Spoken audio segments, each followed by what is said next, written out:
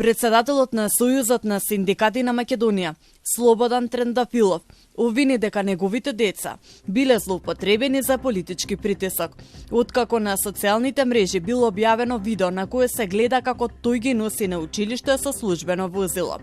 Видеото го објавила пратеничката Дафина Стојановска, а во објавата пишува дека додека синдикатот бара пратениците да одат пеш, тој се вози со службен автомобил.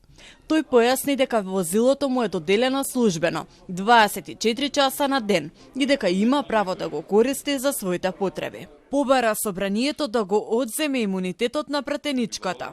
Ако децата не ни се безбедни, заради тоа што бараме зголемување на работничките плати, прашуваме кој е следен. Прашуваме што планираат следно да направат. И прашуваме дали ова е закан и по животот и здравието на нашите најблиски, затоа што се бориме, а не им се молиме. Пратеничката Дафина Стојановска на наше барање да го коментира случајот. Само ни испрати порака со прашање до председателот на ССМ Трендафило. Како дипломиран правник со минимален или никаков стаж, освен во ССМ, нека ги прочита Уставот и деловникот на собранието, па потоа нека се раздава со одземање на мојот имунитет. Ако не разбере ништо од напишаното, можеби треба да се обрати до пратениците од политичката група на СДСМ.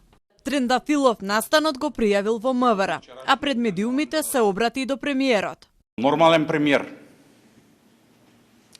наместо да дава изјава дека ова е само почеток, со заканите кон моите деца и кон моето семејство, ќе си дадеше оставка или најмалку ќе ја разрешеше Дафина. Нормална влада во нормални држави за ваква работа паѓа.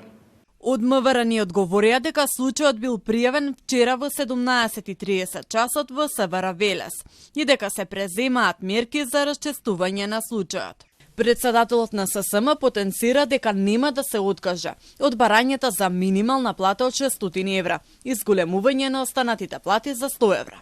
Тој најави дека утре во 12 часот ќе се одржи блокада пред Стопанската комора, а во некој од наредните викенди ќе биде организиран голем работнички протест, на кој, како што рече, работниците ќе можат јавно да го искажат своето барање за повисоки плати.